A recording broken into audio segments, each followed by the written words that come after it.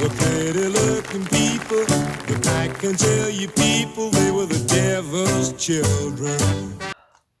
Greetings from Castle Goring, from Nikki, Aurora and from me. Well, the news is so dire on certain fronts that I am going to give all of us, certainly myself, a break today by focusing on rather lighter matters, if you don't mind. So it's going to be juiciful, controversial, gossipy, chatty, but nothing too profound. I can't take it, my nerves can't take it. It's too emotionally draining.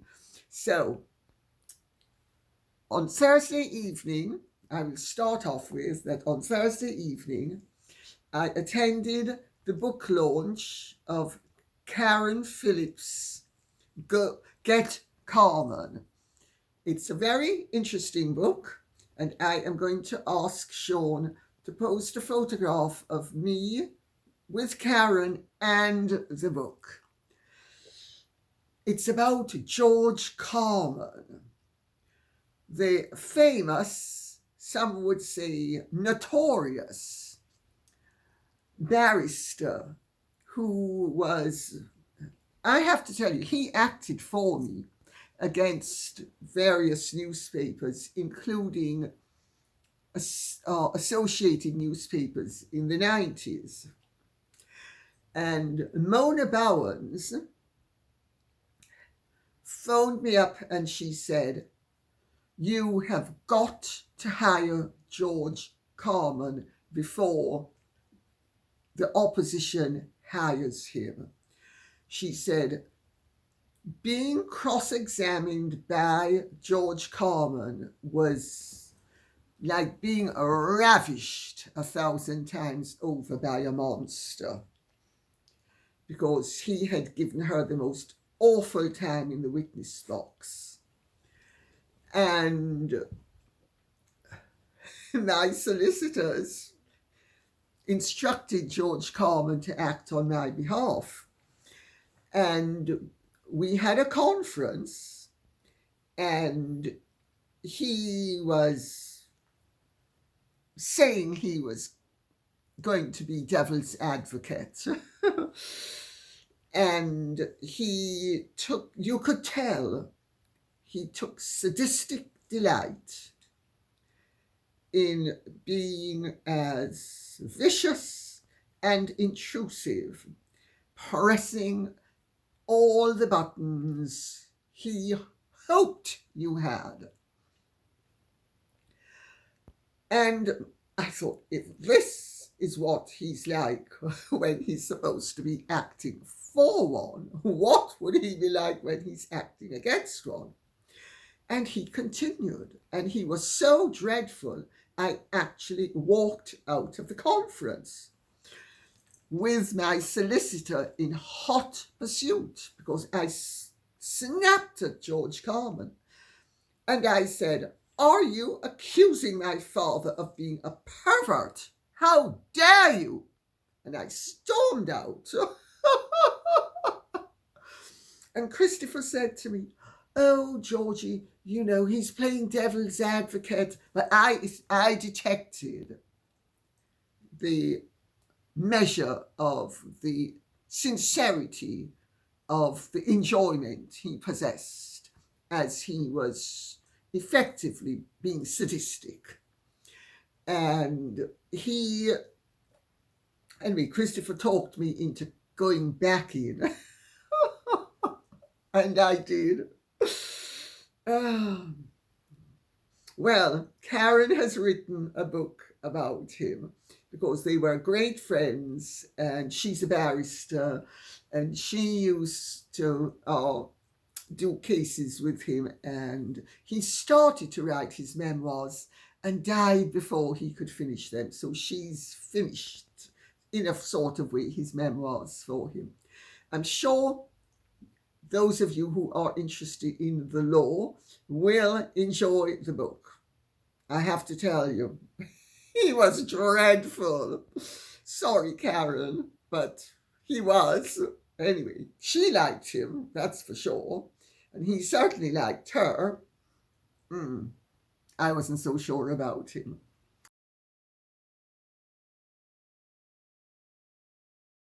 Now, Miss Anne says, in regards to the Mariinsky Theatre, there is a wonderful documentary of its associate ballet school, the Vaganova Ballet School.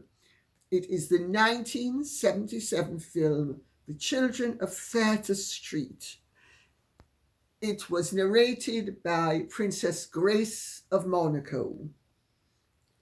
It is well worth looking at.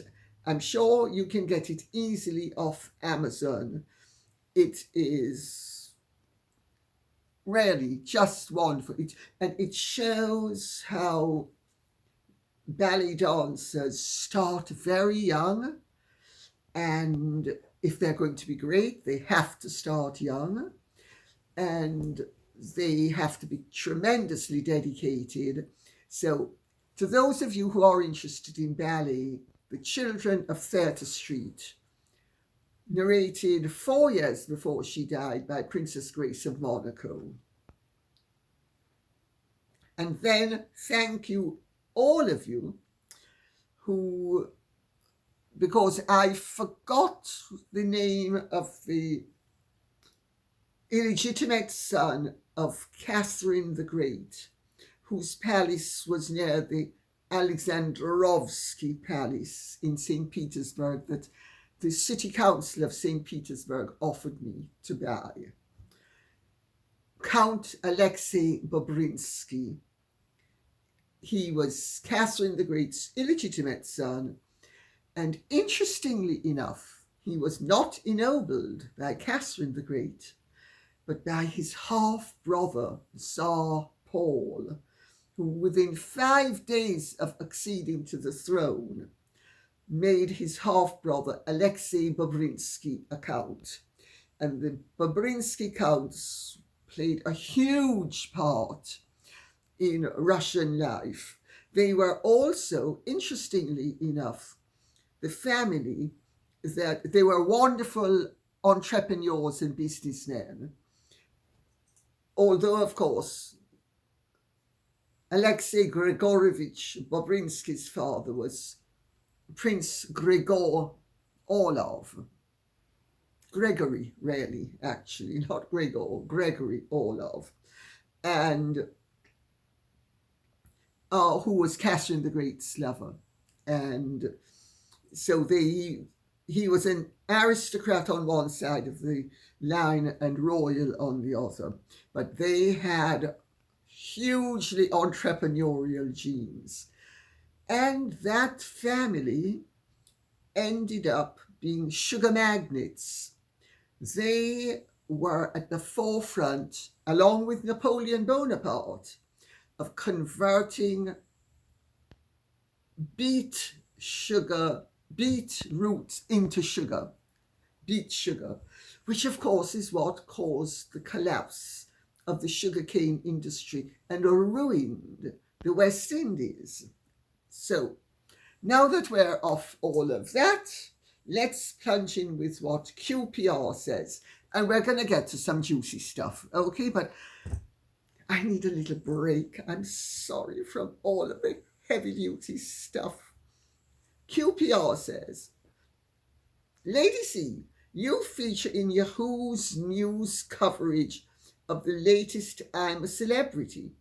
They say BBC radio host Dean McCullough is having a tough time as he's being nominated for all the challenges the way you were. They said, and I quote, another campmate to go down in jungle history was 2015's Lady Colin Campbell, one of the most eccentric celebrities to have taken part. Isn't it interesting that I'm called eccentric? I have been called eccentric. Oh, that's fine, I don't mind. She wasn't afraid to get into a raging argument with her co-stars and couldn't hide her emotions when it came to the trials. I didn't try to. All of which made her a hugely popular choice to be voted into them by fans. Lady C exasperated her campmates by flat out refusing to take part in some of the challenges. Well, why should I have? Those bums, they didn't deserve to eat as a result of my labours, not after what they did, but we were not going to go there now. But amaze them by taking on the notorious eating trial with no problems other than to complain about the quality of the cutlery. She may well have been in the running for Jungle Queen, but 4 days before the final, Lady C shocked everyone by walking from camp. Then it says, the war hero Trevor Coult has also posted a video today in which he says, you're hated by the Sussex Squad.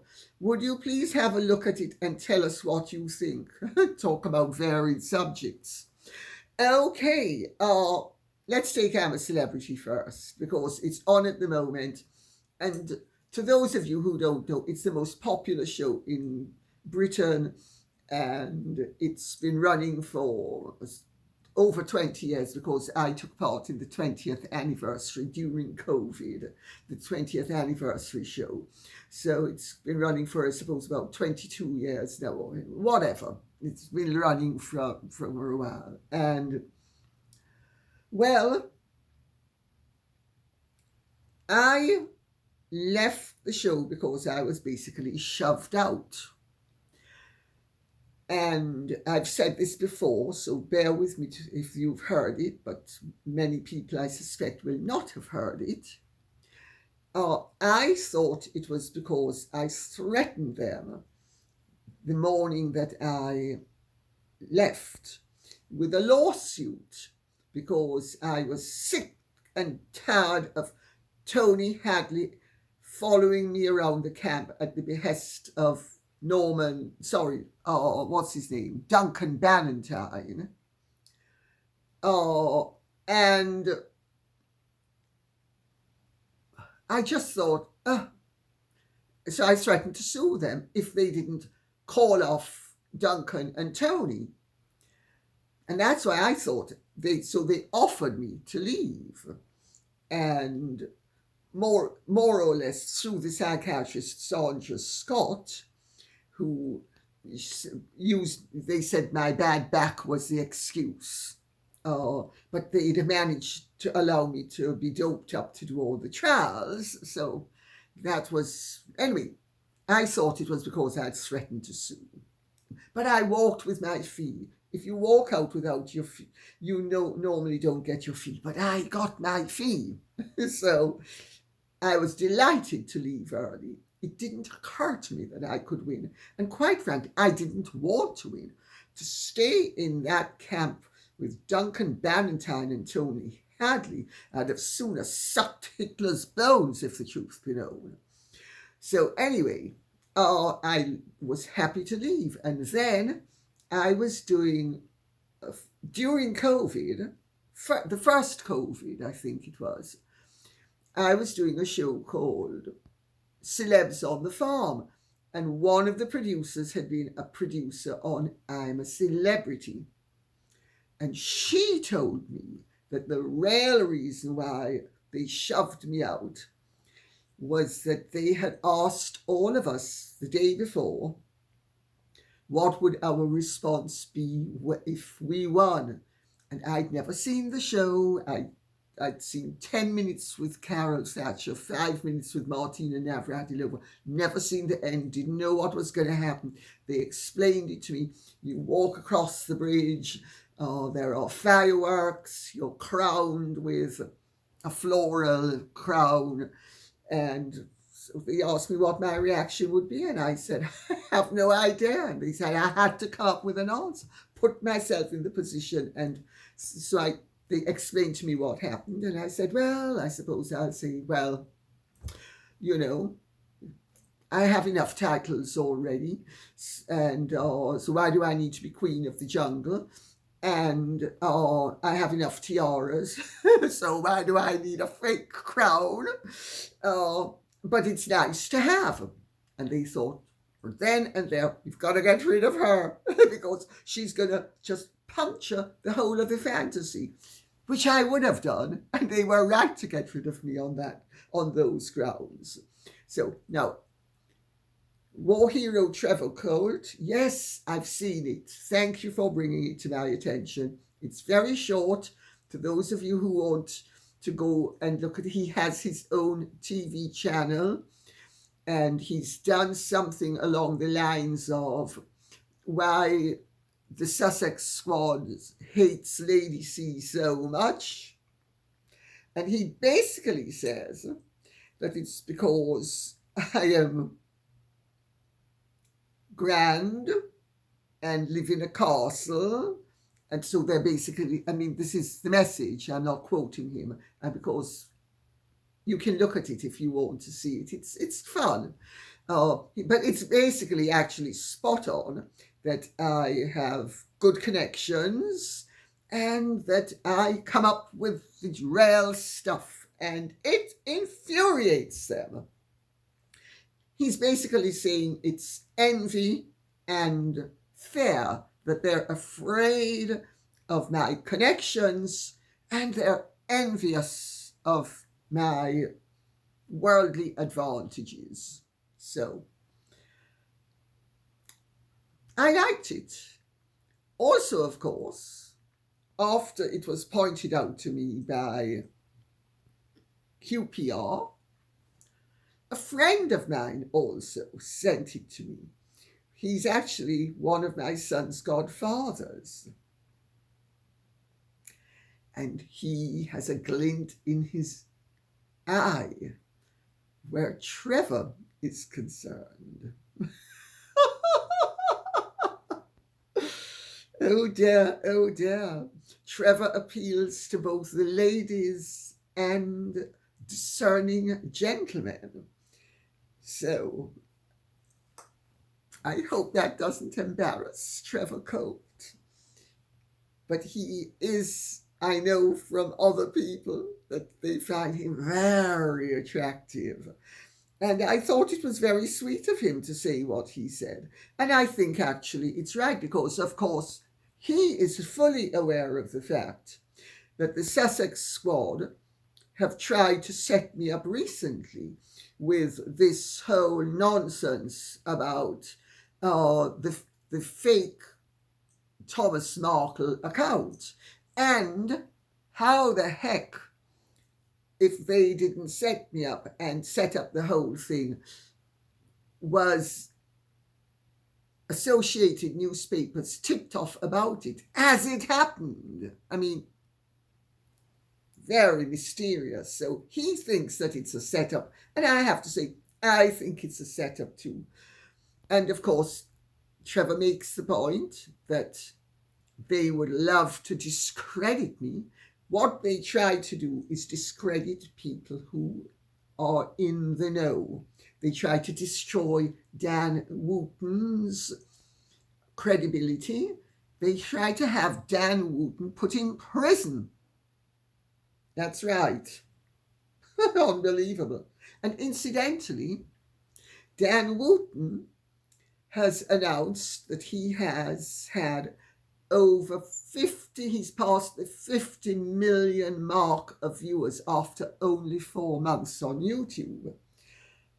Infinitely better than Emily Maitlis and Don Lemon, all of whom have minuscule viewing figures compared to Dan Wootton's. Isn't that wonderful? So I would recommend to anybody who wants to, because Dan's show, Dan Wootton Outspoken, is excellent.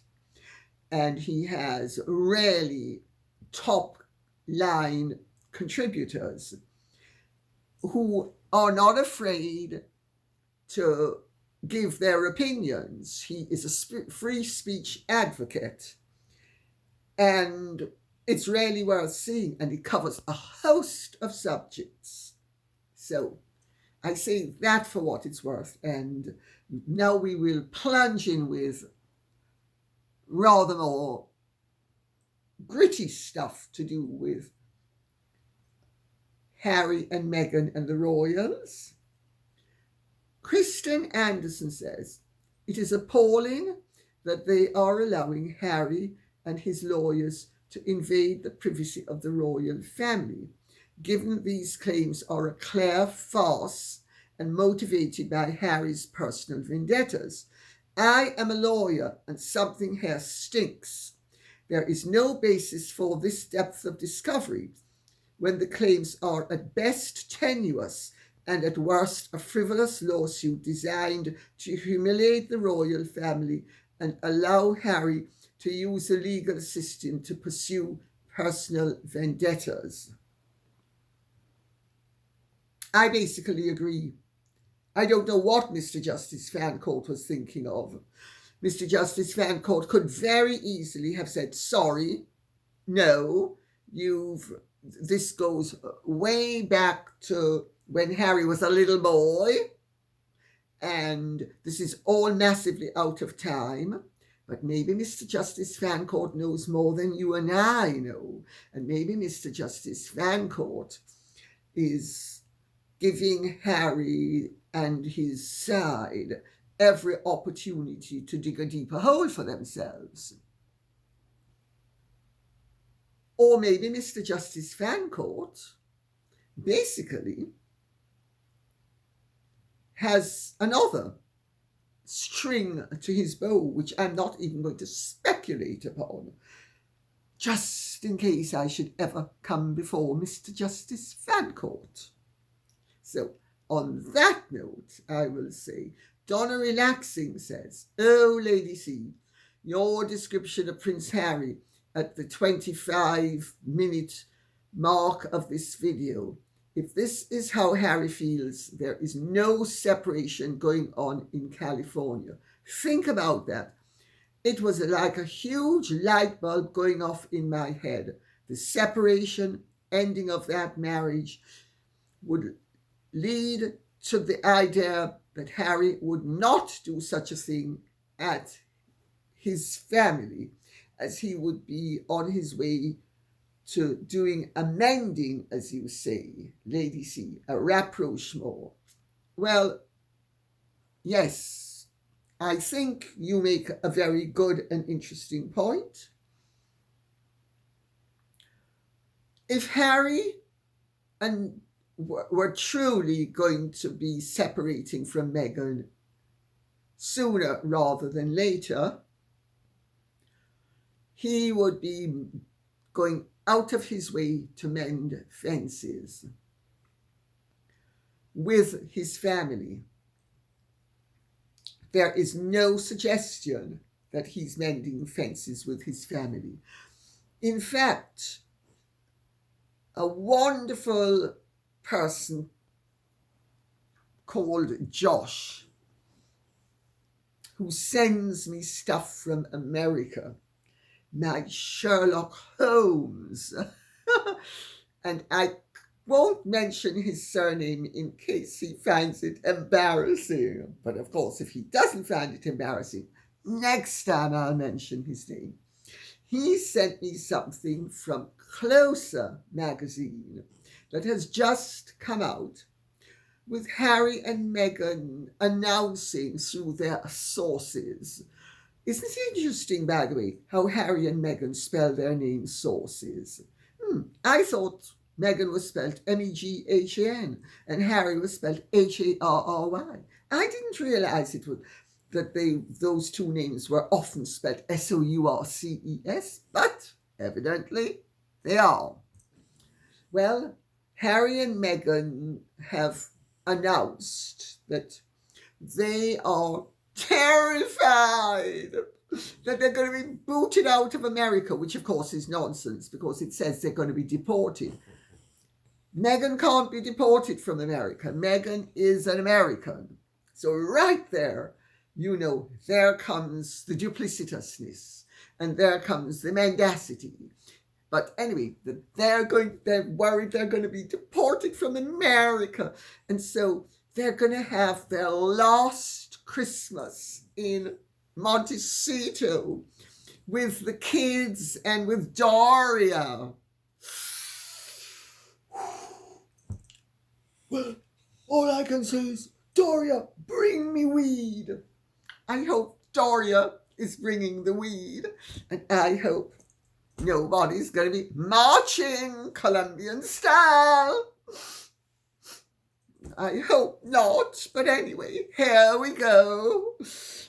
They're going to have a last family Christmas. Oh, take out the violins and play them. Oh, one to left hand. Oh, we're going to have to leave our castle and our palace, and we're going to have to go to Portugal. And that Elon's now gonna join Trump, and he's not gonna marry any nice girl who needs a husband.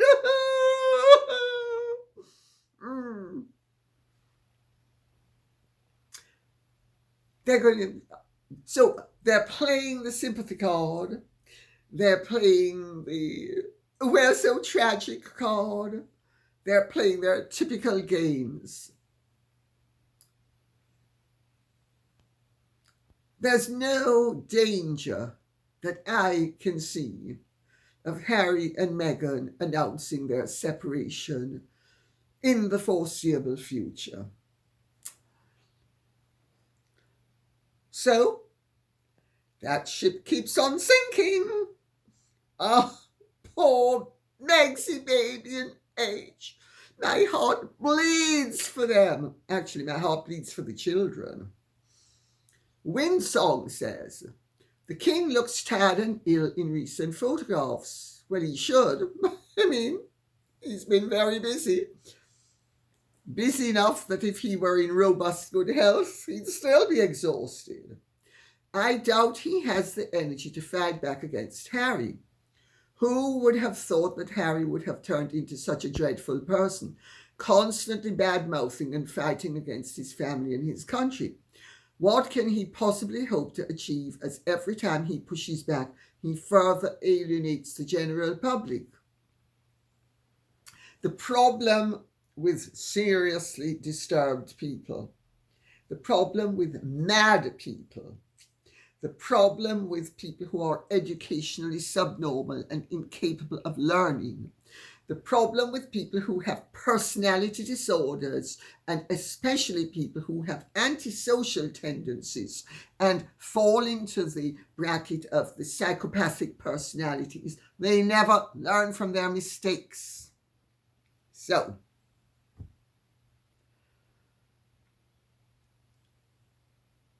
Harry is on a quest. He is a malicious, malignant Don Quixote tilting at windmills. He needs to do something to get out of bed in the morning. So he's come up with a cause. He's going to protect Meghan's virtue. Virtue. I thought virtue was not a four-letter word that also began with V, but what do I know? I mean, I have no idea. No idea. Oh, anyway. Charles, I understand, doesn't need to push back against Harry. They have drawn a line under the whole situation, and neither the king nor the Waleses nor the Queen wastes any more time on Harry and Meghan than they have to. That's how you deal with people who are extremely destructive and members of your family. I speak from experience on the subject. You just cut them out. And every now and then when something happens, you deal with it. But otherwise, you just let it go and go on. This is a free country. The United States is a free country. People in both the United Kingdom and the United States have rights. Harry has rights. Harry abuses those rights, but he has them, and he is free to abuse them, because as long as he has not been committed to an insane asylum, which he hasn't so far, he is not deprived of his civil rights, unless, of course, he also goes to prison, in which case he would still have some civil rights. So, who would have thought that Harry would have turned into the vicious little jerk that he's turned into? Well, I have to say, when he was younger, it was unimaginable. I just make that point for what it's worth. Harry used to be a rather nice young man, as was William. I mean, they were really actually quite kind. I know this because my children used to play with them at polo, and they are a good decade older than my children. So it really reflected well on them as young men. And who could have imagined it? Well, Ugat says, Harry is just common. Between his choice of wife and behaviour, there is plenty of evidence to support it. There are countless people who are well educated and not academic. They don't behave like him. He's attracted to low life because he feels comfortable there. And there, in a nutshell, you have it. There are certain personality types that always gravitate to the lowest common denominator. There is a book called The Mask of Sanity by Checkley. It's a definitive work on psychopathy. And he makes the point, or repeatedly in the book, that one of the inescapable markers of people with psychopathic tendencies is that they always head to the lowest common denominator. No matter how elevated they are, they always sink to the lowest level. So a prince will end up with a scrubber. His friends ultimately will be people who nobody would respect. His choices are low because ultimately he is low.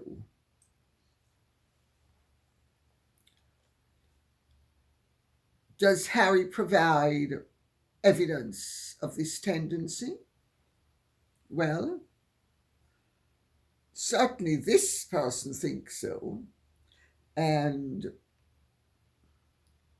his demeanour recently certainly not only suggests it, ratifies it. Look at him having his neck tattooed, the language out of his mouth, that he actually thinks it's acceptable for a gentleman or a prince or anybody of any stature to act as if and speak as if he is a rapper.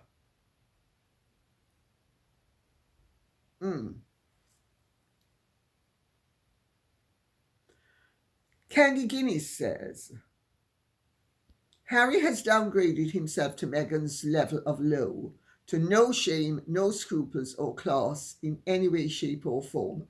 Total embarrassment and utter disgrace, in my very honest opinion. Again, Candy Guinness, I wouldn't disagree. His behaviour has degenerated under Meghan's ministrations.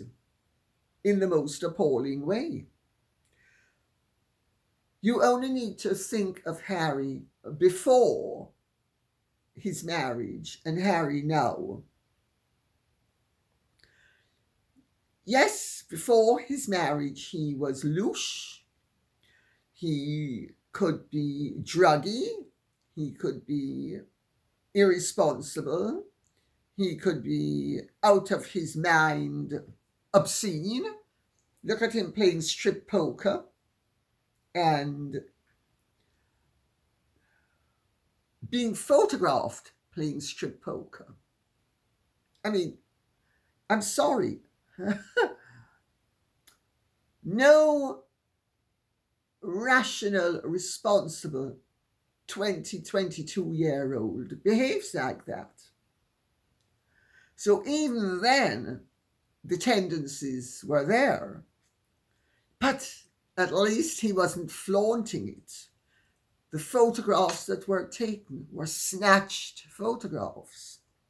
He had sufficient dignity and decorum and awareness of what was acceptable in those days to at least conceal his tendencies diving for the gutter. Now, he just wallows in it. Carol Christione says, could this be a case of drug-induced psychosis? It exists.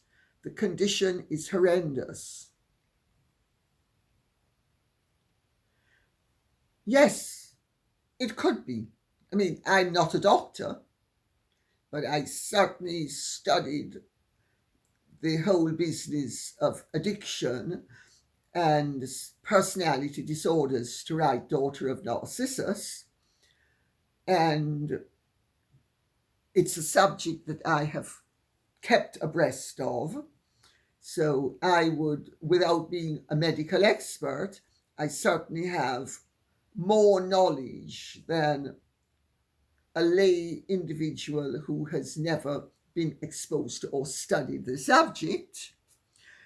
And of course, one does run across drug-induced psychosis.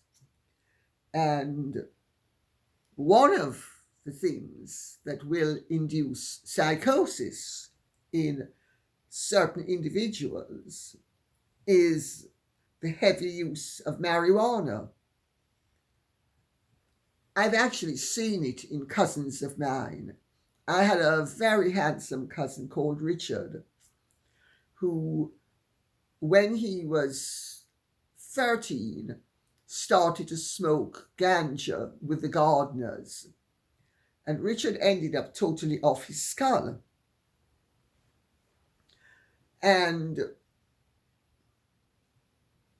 it's a well-recorded fact that the heavy use of marijuana, especially when you're young, impairs the function and the development of your brain and predisposes you to anxiety, depression, loss of control, etc., etc., etc. I mean, you can look it up. It's all there available if you want to look up the consequences of it.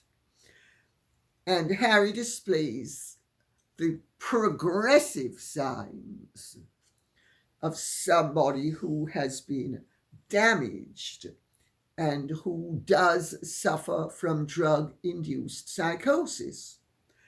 Of course, there's also the theory that Harry was already predisposed by his natural personality to be somewhat antisocial.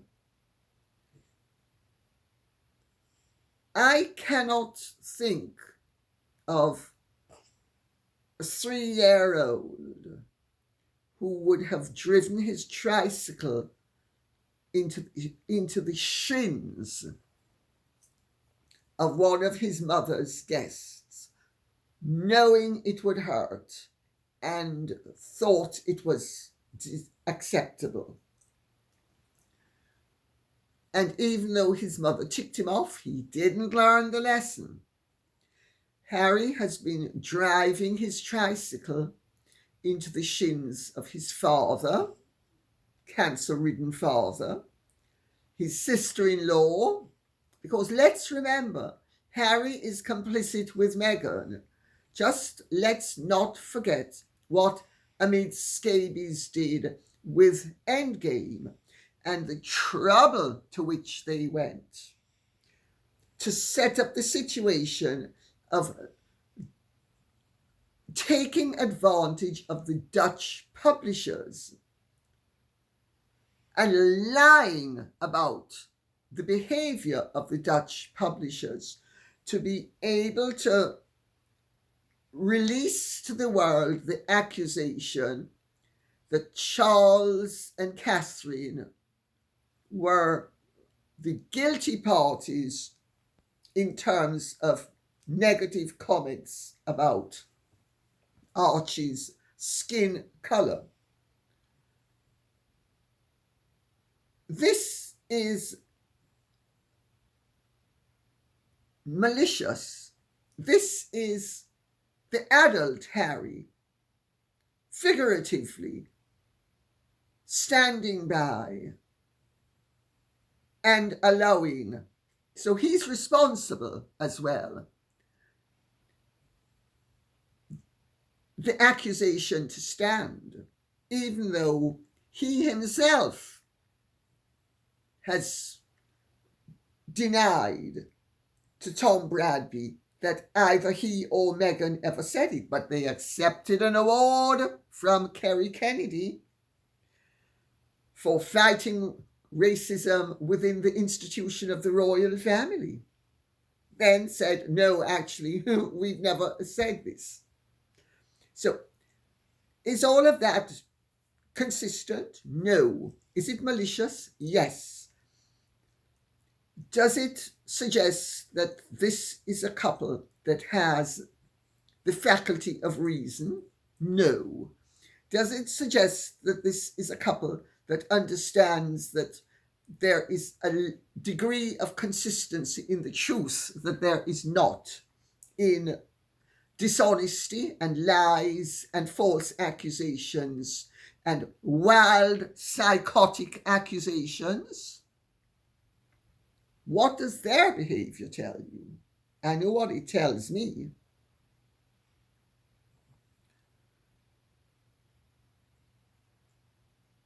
According to Harry, he has regularly misused drugs that the research shows in certain people induces psychosis.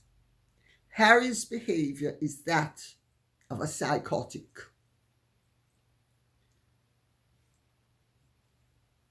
Did he have the tendency before? Well, certainly viciousness and sadism runs in the Spencer family. You only need to look at the track record of Diana's grandfather, Jack, and also the cruelty of her father, Johnny. Let's not even discuss anybody else in the Spencer family, because many of them, their conduct is not to their credit. They may be sensationalist, but they are hardly kind, and they are hardly just when it doesn't suit them. So that's the Spencers. Remember, Prince Philip's mother was at some period of her life clinically insane, treated by Sigmund Freud. So you could say there is the possibility of a genetic predisposition, but I think that it's Diana's bulimia when she was pregnant with Harry. That would have been the tipping point, because William does not display signs of psychosis. And if you look at Harry's behavior from he was a little boy, it's definitely suggestive of somebody that wasn't ever quite right. And if you then compound that with the drugs, they would exacerbate the condition. I'm thinking again, as I'm speaking, of my cousin Richard. Poor, sweet, deluded Richard. And Richard wasn't a nasty person, but he was really so nuts by the end of it all. But without being nasty. Harry is nasty. And yes, the condition can be horrendous. And I would have said that Harry's demeanour is horrendous. And the fact of the matter is that even when he's right, he's wrong. That's the reality, you know. Nobody is always right. Even when people are right, they can be a little bit in the wrong in varying areas. And the vice versa applies. Even when you're basically in the wrong, you sort of veer towards right on certain points. Doesn't alter the fact he's vicious, mean, and nasty. And I go entirely off his conduct, as do an awful lot of people, because Carol Christione, to ask that question, has to have thought that Harry's behaviour is indicative of drug-induced psychosis. And I would have to agree. I've seen it.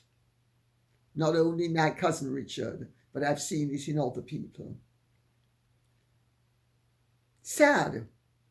But this is what we're left with. And quite frankly, at the moment, the world is in such a dangerous situation and position that quite frankly, the Harry problem is light relief. That's how bad things seem to be at the moment. And I leave you with that thought.